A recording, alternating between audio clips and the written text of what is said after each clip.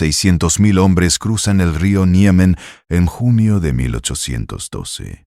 La cifra no es importante por su magnitud. Es importante porque 6 meses después, menos de 10.000 regresarán con las extremidades intactas. El resto será ceniza, carne congelada, locura o polvo esparcido entre Moscú y París. Esta no es la historia de una invasión. Es la crónica de cómo el frío puede matar más eficientemente que cualquier ejército.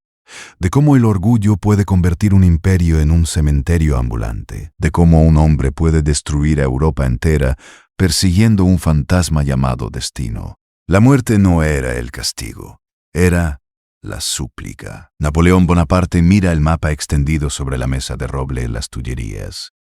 Sus dedos recorren la distancia entre París y Moscú como si acariciara la garganta de un enemigo. Tiene 43 años. Ha conquistado Italia, Egipto, Austria, Prusia, España. Ha rediseñado las fronteras de Europa con tinta y sangre. Ha convertido repúblicas en vasallos y reyes en mendigos. Pero hay un nombre que se resiste en su boca como un hueso mal tragado. Alejandro. Zar Alejandro I de Rusia. El único monarca europeo que aún puede mirarlo sin bajar los ojos. ¿Cómo se detiene a un imperio con 600.000 hombres? No se detiene.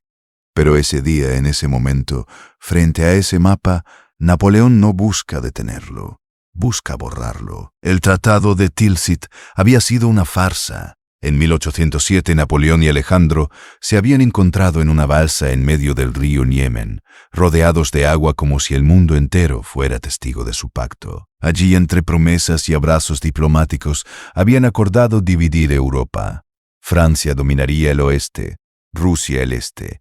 El bloqueo continental contra Inglaterra sería total. Nadie comerciaría con los británicos. Europa entera se arrodillaría ante el nuevo orden. Pero las promesas son humo cuando las economías colapsan.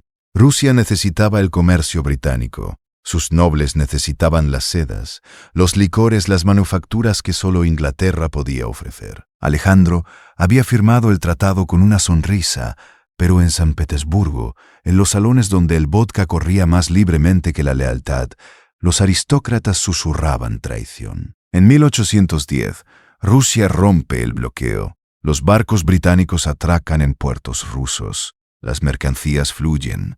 Y Napoleón en París recibe los informes como bofetadas. La traición no es un acto. Es una declaración de guerra diferida. El emperador convoca a sus mariscales. Berthier, su jefe de Estado Mayor, un hombre cuya vida entera se ha convertido en servir a Napoleón con la precisión de un reloj suizo. Ney, el valiente entre los valientes, un hombre que pelearía contra Dios, si le ordenaran hacerlo. Davout, el estratega frío, el hombre que convierte batallas en ecuaciones matemáticas. Murat, el rey de Nápoles, el jinete más audaz de Europa. Un hombre que viste uniformes tan extravagantes que parecen burlas al buen gusto, pero que carga contra cañones como si fueran fantasías. Napoleón les dice, Rusia ha elegido su destino. Ninguno responde, porque todos saben lo que significa invadir Rusia. Las distancias son inhumanas. Los caminos son conceptos teóricos. El clima es un asesino más eficiente que cualquier general. Pero sobre todo porque Rusia tiene algo que ningún otro enemigo ha tenido: espacio infinito. No hay capital que tomar que garantice la victoria. No hay ejército que destruir que termine la guerra.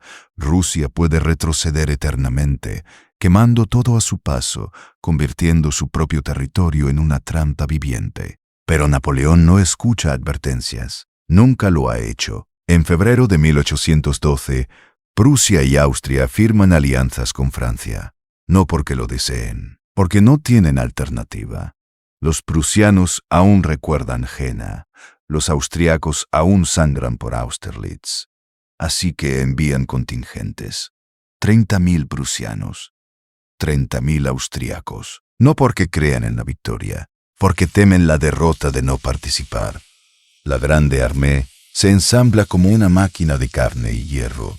Franceses, polacos, italianos, alemanes, holandeses, suizos, croatas, españoles. 600.000 hombres que hablan 20 idiomas diferentes, pero que marchan al ritmo de un solo tambor, el de Napoleón. Nunca en la historia de Europa se ha reunido una fuerza semejante. Es más grande que las legiones romanas, más diversa que las hordas mongolas, más letal en teoría que cualquier ejército jamás concebido. Pero los números son abstracciones hasta que la logística los convierte en pesadillas. Cada hombre necesita medio kilo de pan al día, 300.000 kilos diarios. Cada caballo necesita 10 kilos de forraje. Hay 100.000 caballos, 1.000.000 de kilos de forraje cada día. Las carretas que transportan suministros necesitan más caballos. Los caballos necesitan más forraje. Es una ecuación que devora su propia solución. Los almacenes se establecen en Prusia Oriental, en Polonia, pero las distancias rusas no respetan la planificación francesa. Un convoy que sale de Varsovia tarda 3 semanas en llegar al frente. Para entonces, el frente ya se ha movido. Napoleón lo sabe y decide que el ejército vivirá de la tierra. Esa decisión matará a más hombres que todas las batallas combinadas. El 24 de junio de 1812, la Grande Armée cruza el Niemen. No hay resistencia. Las orillas están vacías. Los exploradores rusos observan desde la distancia y luego desaparecen como humo. Napoleón entra en territorio ruso esperando una batalla. Lo que encuentra es silencio. El silencio es la primera arma de Rusia. El comandante ruso, Barclay de Tolly, un estratega de origen escocés al servicio del zar, ha tomado una decisión que la nobleza rusa considera cobardía. Retirarse, no presentar batalla, quemar todo, cada aldea, cada granero, cada campo de trigo, convertir el avance francés en una marcha a través de cenizas. Los nobles rusos, hombres cuyo honor depende de cargas de caballería y duelos al amanecer, lo llaman traidor, pero Barclay entiende lo que ellos no. Napoleón no puede ser derrotado en una batalla convencional. Debe ser devorado por Rusia misma, así que los franceses avanzan. 100 kilómetros, 200, 300, y no encuentran enemigos, solo pueblos quemados, pozos envenenados, caminos destrozados. Los soldados buscan comida y encuentran escombros. Buscan agua y encuentran barro mezclado con cadáveres de animales. El calor de julio convierte las marchas en agonías. Los uniformes de lana gruesa se convierten en hornos portátiles. Los hombres beben agua de charcos infestados. La disentería explota en las filas como una plaga bíblica. Napoleón pierde 30.000 hombres en el primer mes. Ninguno en combate. Los caballos mueren más rápido que los hombres. Sin forraje, sin descanso, arrastrando cañones y carretas por caminos que son lodazales en verano y congeladores en invierno, los animales colapsan. Se les dispara en el sitio. Los cuerpos se pudren bajo el sol. El hedor acompaña al ejército como una nube visible. Los hombres marchan tapándose la nariz con trapos empapados en vinagre. Algunos desertan, no hacia atrás, hacia Francia, hacia los bosques laterales donde las bandas de campesinos rusos armados con guadañas y odio los esperan. Nadie escapa. En Vitebsk, Napoleón detiene el avance. Es finales de julio. Lleva un mes en territorio ruso y ha avanzado 400 kilómetros, pero no ha peleado una sola batalla decisiva. Sus mariscales le suplican detenerse, establecer cuarteles de invierno, consolidar las líneas de suministro, esperar a la primavera de 1813 para reanudar la campaña. Es lo sensato, es lo lógico, es lo que salvaría al ejército. Pero Napoleón responde: he cruzado el Rubicón. Adelante, a Moscú. La lógica no gobierna a los hombres que se creen dioses. El 17 de agosto, en Smolensk, finalmente hay batalla. Las murallas de la ciudad son antiguas, de piedra medieval. El ejército ruso, comandado ahora por Bagration, un príncipe georgiano cuya ferocidad en combate es legendaria, decide hacer una defensa. Napoleón ordena un asalto. La artillería francesa bombardea las murallas durante horas. Los escombros caen como lluvia de piedra. La infantería carga. Los rusos disparan desde las almenas. Mosquetes, cañones, fuego líquido derramado desde las murallas. Los franceses trepan sobre sus propios muertos. Toman la ciudad metro a metro. Los rusos se retiran, pero antes incendian Smolensk. Los franceses entran en una ciudad en llamas. Napoleón observa el incendio desde una colina cercana. Las llamas iluminan su rostro con tonos naranjas. Berthier está a su lado y dice: «Majestad, están quemando Rusia». Napoleón responde: «Que ardan». Mientras tanto, avanzamos. Pero esa noche, en su tienda, Napoleón no duerme, porque ha perdido 12.000 hombres, tomando una ciudad que los rusos han convertido en ceniza, y porque sabe, aunque no lo admita, que cada kilómetro avanzado es un kilómetro más que deberá retroceder. Si es que puede. El zar Alejandro está en San Petersburgo. Los informes llegan diariamente. Smolensk ha caído. El enemigo avanza. La nobleza exige acción. Los generales exigen reemplazar a Barclay de Tolly, ese extranjero que no entiende el honor ruso. El zar cede. Nombra a Kutuzov. Mikhail Kutuzov tiene 67 años. Es tuerto. Tiene sobrepeso. Se queda dormido en las reuniones de estrategia. Los nobles lo consideran una reliquia. Pero Kutuzov ha peleado contra turcos, polacos, franceses.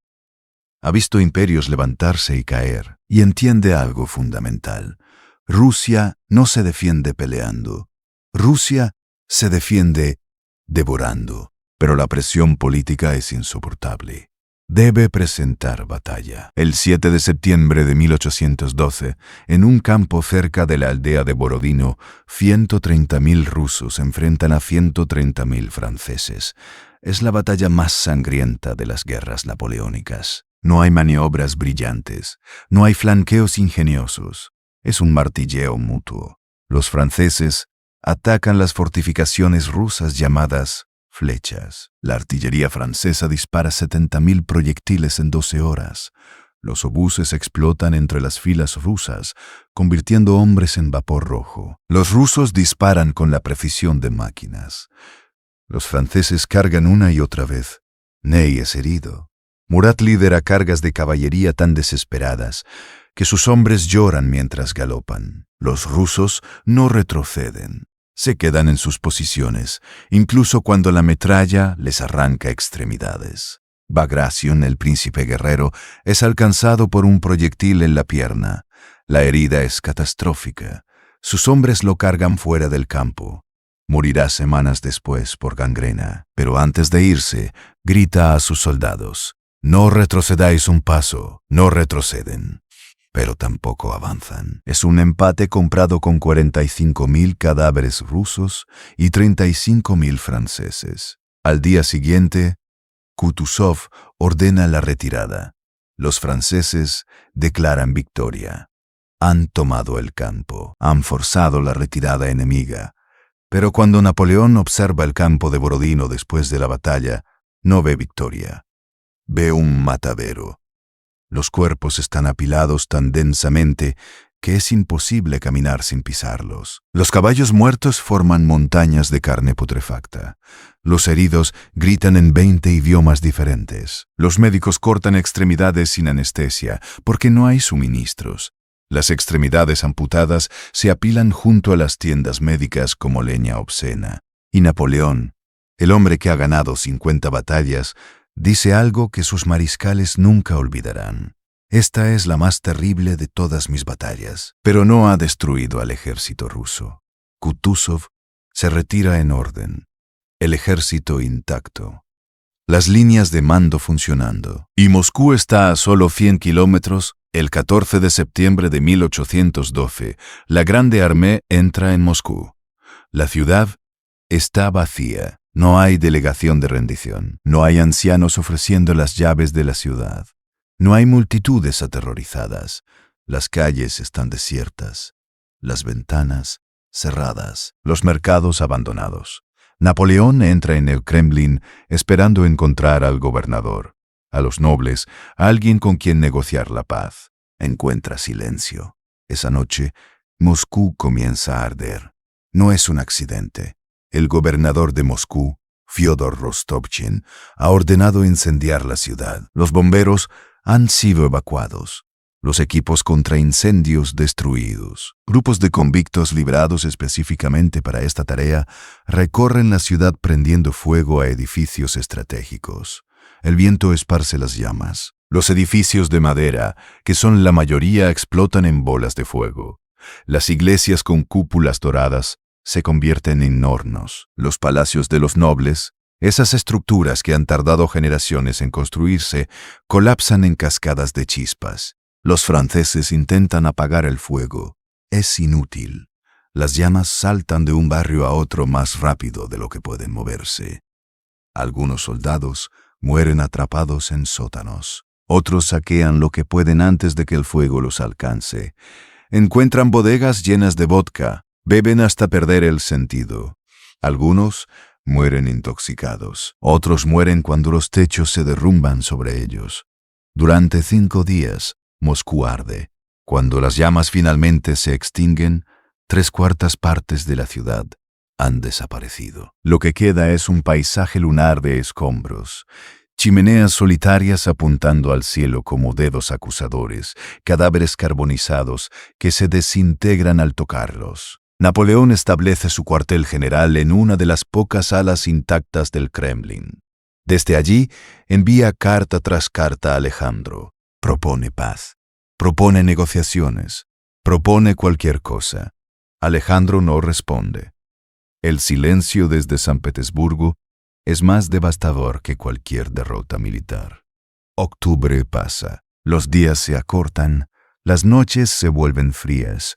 Los soldados franceses, acostumbrados al clima mediterráneo, comienzan a temblar. Sus uniformes no fueron diseñados para el invierno ruso. Son de lana ligera, perfectos para marchas en Italia o España, inútiles contra el frío siberiano que se aproxima.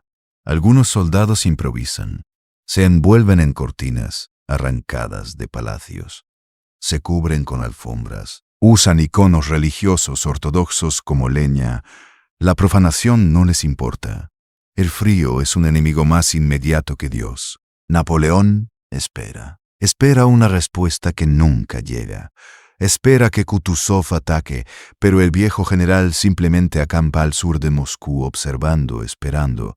Espera que el zar se quiebre. Pero Alejandro está en San Petersburgo rodeado de nobles que le juran apoyo eterno mientras Moscú arde. El 19 de octubre de 1812, Napoleón toma la decisión más fatal de su vida: retirarse. La Grande Armée abandona Moscú. Ya no son 600.000. Son 100.000 hombres combatientes, más 50.000 heridos, enfermos, civiles, prostitutas, esposas de oficiales, niños que nacieron durante la campaña. Las carretas cargadas con tesoros saqueados, íconos de oro, candelabros, pinturas, pieles. Napoleón ordena que se lleven todo lo valioso, como si el oro pudiera calentar a los hombres, como si las pinturas pudieran alimentarlos. El primer día de retirada, la temperatura es tolerable, 0 grados. Los hombres marchan en orden. Las columnas mantienen formación. Los oficiales aún llevan sus uniformes impecables. Parece una retirada controlada, pero Kutuzov no está dormido. El ejército ruso sigue a los franceses como lobos siguiendo a un rebaño herido. No atacan frontalmente, atacan los flancos. Atacan la retaguardia. Grupos de cosacos, jinetes de las estepas armados con lanzas y sables, aparecen de la nada, degüellan a los rezagados y desaparecen antes de que alguien pueda responder. Los campesinos rusos, armados con lo que sea, emboscan a los grupos pequeños. Un soldado que se aleja de la columna para orinar no regresa. Encuentran su cuerpo horas después, mutilado, con los ojos arrancados. El 6 de noviembre la primera nevada llega. No es nieve suave, es una ventisca. El viento aúlla como si el cielo estuviera desgarrándose. La nieve cae tan densamente que es imposible ver más allá de 3 metros. La temperatura cae a menos 20 grados centígrados. Los hombres que llevan uniformes ligeros comienzan a morir, no de golpe, lentamente. Primero los dedos de las manos se vuelven blancos, luego azules, luego negros. La congelación convierte las extremidades en madera muerta. Los dedos de los pies se caen dentro de las botas. Los hombres caminan sobre muñones sin saberlo hasta que la bota se llena de sangre congelada. Los caballos mueren por miles, sin forraje, exhaustos, congelándose, simplemente se detienen y caen. Los soldados los devoran inmediatamente. Cortan la carne aún caliente y la comen cruda porque no hay leña para cocinar. La sangre les mancha las bocas. Parecen demonios masticando cadáveres. Porque eso es lo que son. Las carretas cargadas de tesoros se abandonan. El oro no vale nada cuando no puedes sentir tus manos. Los soldados arrojan candelabros al camino. Las pinturas se usan como combustible. Los íconos religiosos se queman para calentar las manos durante 30 segundos. 30 segundos de calor antes de que el frío regrese como una ola implacable. El 9 de noviembre, el ejército llega al río Beresina. Debe cruzarlo. Pero los ingenieros han muerto. Los pontones se han perdido. Los rusos han destruido el puente. Y Kutuzov, el viejo tuerto, ha posicionado a sus ejércitos en ambas orillas. Es una trampa perfecta. Los franceses están atrapados entre el río congelado y 3 ejércitos rusos convergiendo. Napoleón ordena construir puentes. Los zapadores, los ingenieros militares, se meten en el agua helada. La temperatura del río está bajo cero. El agua no está completamente congelada, pero lo suficientemente fría para matar a un hombre en minutos. Los zapadores trabajan sumergidos hasta el pecho. Sus manos se congelan mientras clavan estacas en el lecho del río. Algunos pierden el conocimiento y se ahogan. Otros terminan su trabajo y luego mueren en la orilla por hipotermia. Construyen 2 puentes en 48 horas. Es un milagro de ingeniería desesperada. El 26 de noviembre, el cruce comienza. La artillería rusa bombardea los puentes. Los obuses explotan entre las columnas de soldados esperando cruzar. Los cuerpos caen al río. La corriente los arrastra. Los vivos intentan empujar a los muertos fuera del camino, pero los puentes son estrechos, 2 metros de ancho. Miles de personas intentando cruzar simultáneamente. Las carretas se atascan. Los caballos resbalan y caen arrastrando las carretas al agua. Los soldados empujan, gritan, se empujan unos a otros. Algunos caen al río, el agua helada los mata en segundos. Los rusos cargan. La caballería cosaca ataca a la retaguardia. Los soldados franceses en la orilla este disparan desesperadamente. Los cosacos se retiran, pero regresan, una y otra vez, como olas golpeando una playa. Cada ola se lleva más hombres. Durante 3 días, el caos en Beresina es indescriptible. Las madres arrojan a sus bebés al río porque no pueden sostenerlos y cruzar al mismo tiempo. Los bebés se hunden. Las mujeres gritan. Los soldados les disparan para que se callen porque el ruido atrae a los rusos. Los heridos, aquellos que no pueden caminar, son abandonados en la orilla este. Cuando los rusos llegan, los ejecutan o los dejan morir de frío. Es más misericordioso. Napoleón cruza el 27 de noviembre. Los puentes aún están en pie, pero apenas el 28, los ingenieros reciben la orden de destruir los puentes. Aún hay gente en la orilla este. Miles de rezagados heridos civiles gritan que los esperen. Los ingenieros prenden fuego a los puentes. Las llamas consumen la madera. Los que están a mitad de camino corren. Algunos llegan. Otros caen al río cuando los tablones se desploman. Los que quedan en la orilla este observan cómo su única salida desaparece en humo. Entonces, los rusos llegan. Las súplicas se convierten en gritos. Los gritos se convierten en silencio. 10.000 personas mueren en Beresina. No todos en combate. La mayoría por pánico, frío, desesperación. Diciembre es el mes del colapso total. La Grande Armée ya no existe como estructura militar. Es una turba congelada. Los rangos no significan nada. Los generales caminan junto a soldados rasos. Los uniformes están tan sucios, tan rotos, tan cubiertos de barro y sangre congelada, que es imposible distinguir a un mariscal de un cocinero. Los hombres marchan en silencio, no porque sean disciplinados, porque no tienen energía para hablar. El canibalismo comienza, no oficialmente. Nadie da órdenes, pero los cuerpos congelados en el camino son recursos. Primero, algunos soldados cortan las nalgas de los cadáveres. La carne humana se cocina como cualquier otra, o se come cruda. Los que tienen escrúpulos morales mueren de hambre. Los que no, sobreviven unos días más. Pero la mayoría no llega a ese punto. Simplemente se sientan en la nieve, cierran los ojos y no vuelven a abrirlos. La muerte por congelación es extrañamente pacífica al final. Primero el dolor, luego el entumecimiento, luego la somnolencia, luego nada.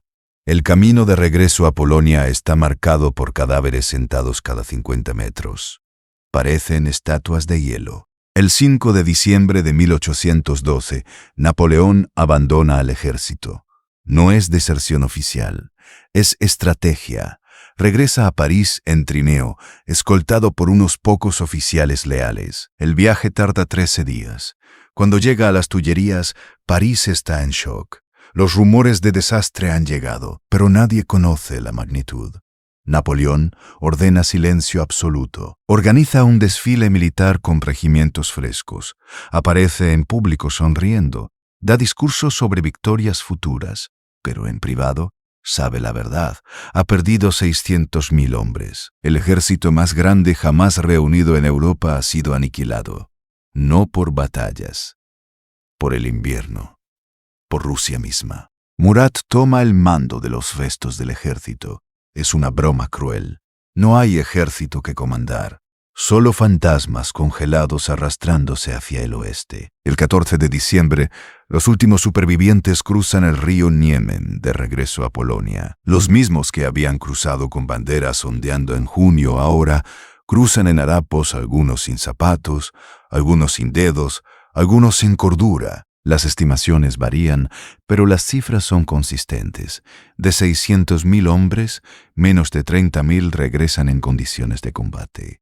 Otros 20.000 llegan heridos, mutilados, enfermos. El resto ha desaparecido, muertos de frío, hambre, enfermedades, ejecutados por campesinos, ahogados en ríos, devorados por lobos. Rusia se ha convertido en una tumba de naciones, porque en esa fuerza había franceses, alemanes, polacos, italianos, holandeses, todos muertos por la ambición de un solo hombre. Las consecuencias políticas son inmediatas. Prusia, que había sido aliada forzada de Francia, declara la guerra en febrero de 1813. Austria, que había enviado tropas con Napoleón, cambia de bando en agosto de 1813. La sexta coalición se forma. Rusia, Prusia, Austria, Suecia, Gran Bretaña. Todos contra Francia, porque ahora saben que Napoleón puede sangrar, que su ejército puede ser destruido, que no es invencible. En octubre de 1813, en Leipzig, la batalla de las naciones destruye al nuevo ejército que Napoleón ha logrado reclutar. Son soldados adolescentes, reclutas forzados, hombres que nunca han disparado un mosquete. Pelean valientemente, pero no son suficientes. Napoleón pierde, se retira a Francia. En 1814, los aliados invaden Francia. París cae, Napoleón abdica, lo exilian a Elba. Regresa en 1815. Los 100 días. Waterloo. Derrota final. Exilio en Santa Elena. Muerte en 1821. Probablemente por cáncer de estómago, rodeado de sirvientes británicos que lo tratan como curiosidad histórica. El hombre que conquistó Europa muere en una isla remota en el Atlántico Sur, dictando memorias que nadie leerá hasta que esté muerto. Pero Rusia también paga. 150.000 soldados rusos muertos. Moscú destruida. Smolensk en ruinas. Los campos arrasados no producirán cosechas normales durante años.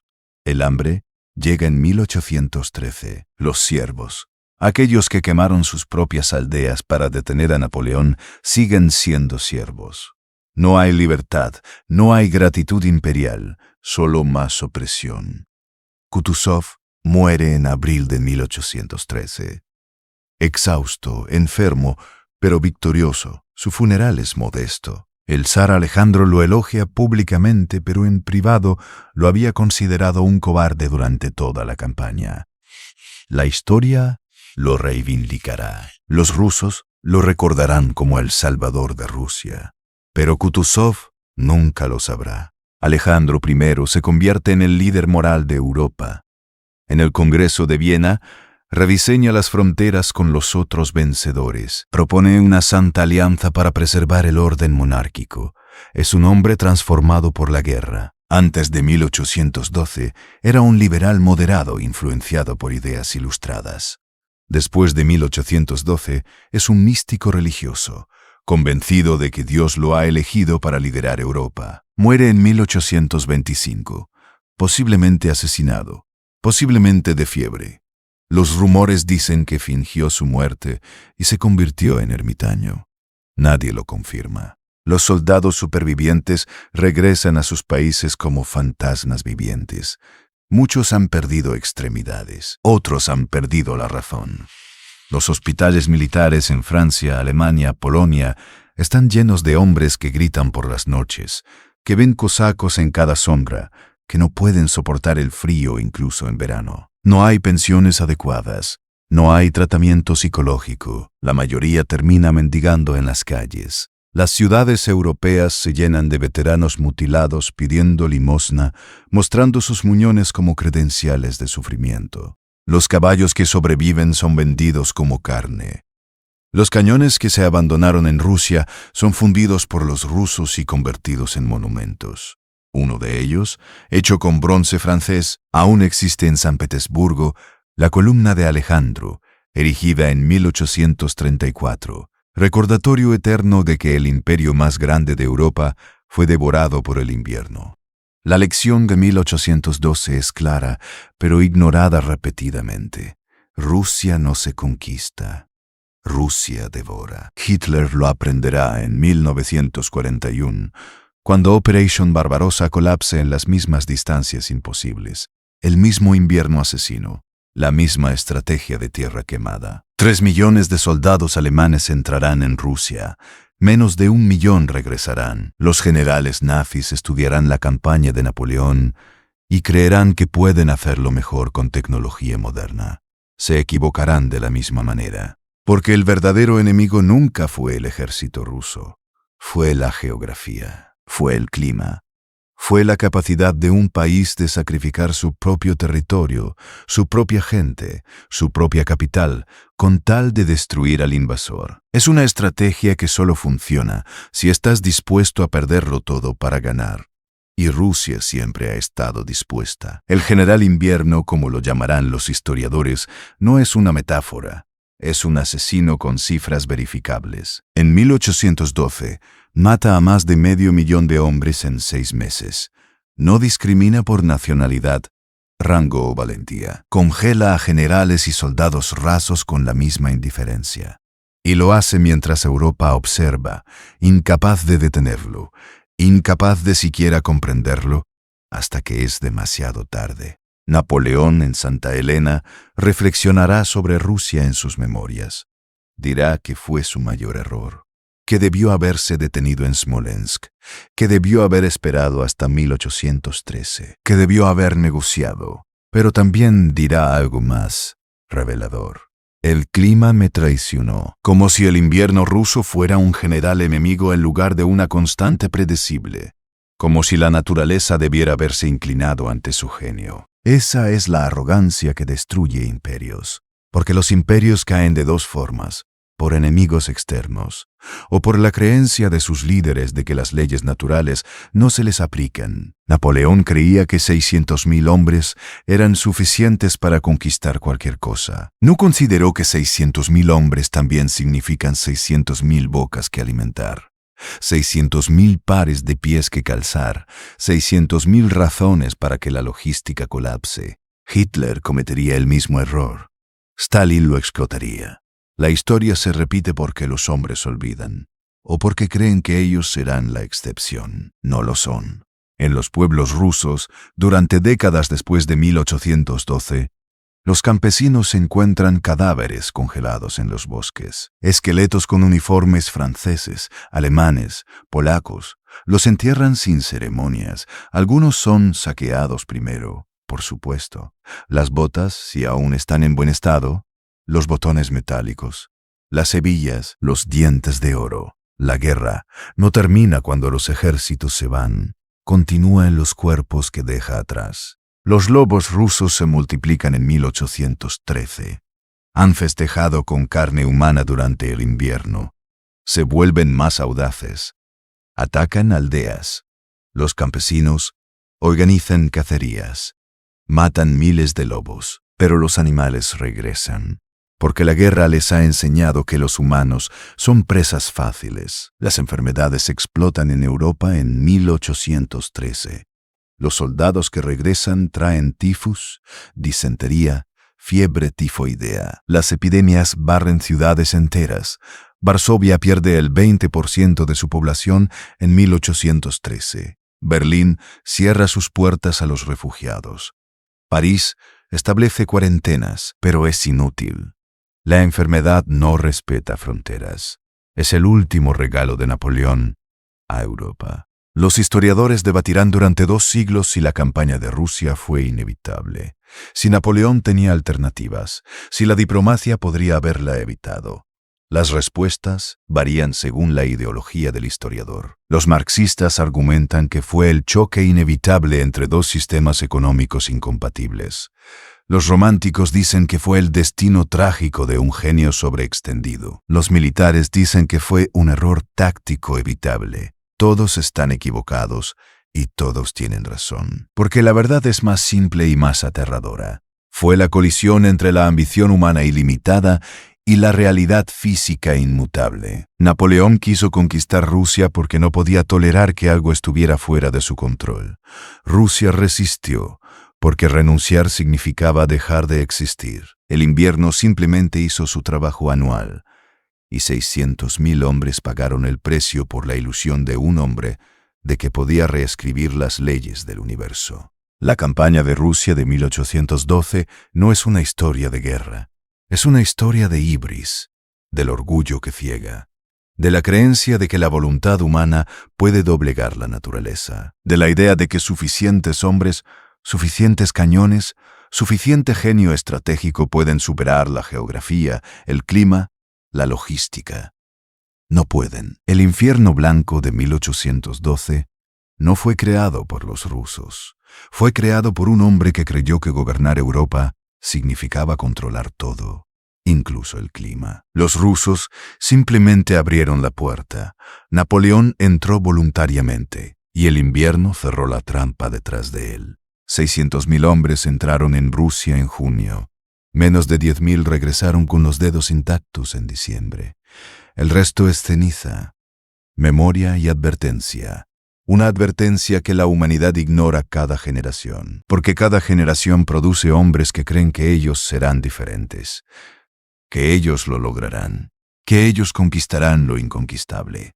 Y cada generación aprende demasiado tarde que el invierno siempre gana. El cuerpo del imperio murió en las estepas rusas, pero el mensaje sobrevivió, escrito en huesos congelados, en cartas nunca enviadas, en los gritos silenciosos de 500.000 de fantasmas que aún marchan en algún lugar entre Moscú y París, buscando el camino a casa, un camino que nunca encontrarán, porque el infierno blanco no devuelve a sus muertos, solo los preserva, congelados, eternos, testigos mudos de que hay cosas en este mundo que no pueden ser conquistadas, solo soportadas o evitadas. Y cuando los hombres olvidan esa lección, cuando creen que su genio supera las leyes naturales, Rusia los espera, paciente, fría, infinita, lista para devorar otro imperio que creyó que las reglas no aplicaban para él. Napoleón conquistó Europa, pero Rusia lo conquistó a él. Y la diferencia entre conquistar y ser conquistado no es el tamaño del ejército. Es entender que hay enemigos que no puedes derrotar porque no son ejércitos. Son la tierra misma, el cielo mismo, el invierno mismo. Y contra eso, ningún genio es suficiente. Ninguna ambición es relevante. Ningún ejército sobrevive. Solo el frío permanece. Y los muertos que deja atrás.